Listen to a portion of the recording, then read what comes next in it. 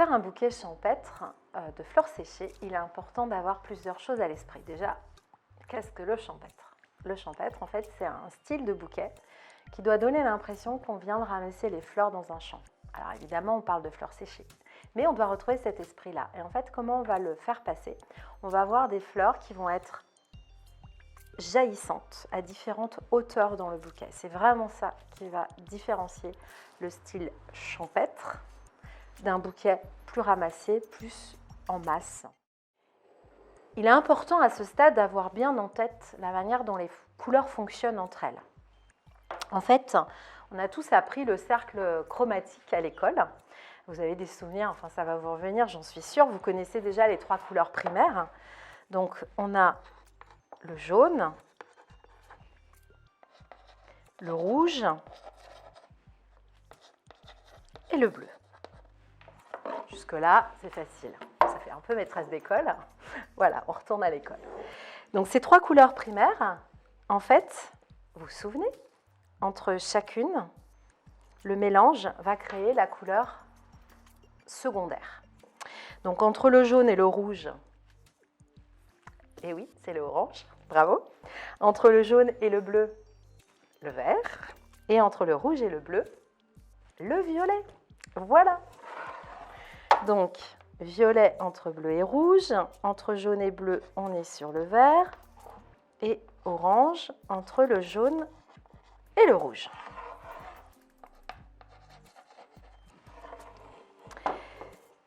On se souvient d'où étaient placées les couleurs primaires, ici, comme un triangle, les couleurs secondaires venant entre chaque. Si maintenant on tire une ligne de la couleur primaire à la couleur secondaire, on trouve le jaune et le violet. Et donc là, on trouve les 2 couleurs qui sont dans le contraste le maximum. C'est pareil pour le vert et le rouge, et c'est pareil pour le bleu et le orange. Quand on veut être au maximum du contraste, de la saturation des couleurs, d'une tension comme ça colorée, on va chercher le rouge et le vert, on va chercher le violet et le jaune, et on va chercher le bleu et le orange. Si on est sur des camaïeux, on va pour le coup être par exemple entre, là il faut imaginer le blanc, le rouge, et on va prendre toutes les teintes qui vont du blanc au rouge, et parfois on peut faire blanc, rouge, violet, blanc, rouge, pourquoi pas orangé, et là on va aussi avoir des camaïeux. Un camaïeux, en fait, c'est assez simple comme principe. Il faut imaginer que c'est une teinte qui va se dégrader. On pourrait dire qu'au maximum de son dégradé, elle peut aller du blanc jusqu'à la couleur la plus foncée. Par exemple, si on est autour du rose, en fait, on va finalement partir, là par exemple, je le fais avec une pampa, sur le blanc. Ensuite, on va avoir du rose. On ajoute en fait à chaque fois un petit peu plus de rouge. Vieux rose, un petit peu plus dense, plus foncé, et on arrive jusqu'à un pourpre. Là, on est dans un dégradé assez fin, subtil, pastel. Si je n'ai pas cette couleur-là et que dans mon choix, je viens chercher la rouge, vous voyez ce qui se passe? Ça ne marche pas. C'est-à-dire que j'ai pourtant du rouge, on pourrait dire que c'est la couleur qui suit, mais ça ne marche pas. Il faut vraiment rester dans la gamme, dans les teintes qui vont faire que le dégradé va installer le camaïeux, c'est-à-dire vraiment cette couleur qui va se dégrader étape par étape. Si j'ajoute le rouge, on peut, mais ça pose un contraste et on n'est plus dans le dégradé. Là, ce qui est intéressant dans ce bouquet, c'est justement qu'on n'a pas un dégradé en tant que tel. Néanmoins, on va avoir du rose, du orange, du rouge. Donc là, on est sur les couleurs chaudes. Et ce qui est du orange, là aussi comme ça, le petit lagurus aussi.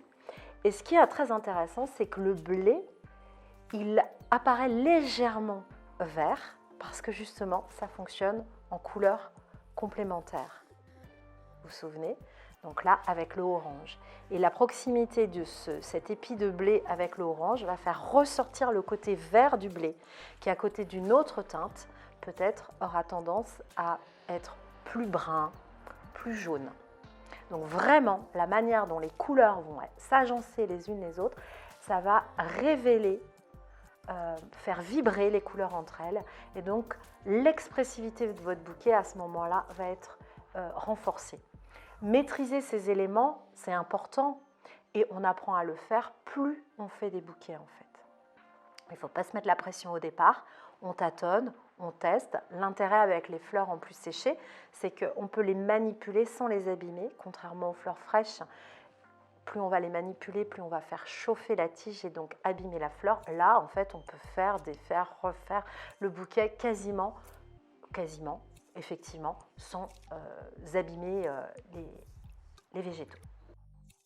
Après les couleurs, ce qui est intéressant, c'est de travailler un bouquet aussi pour les différentes textures.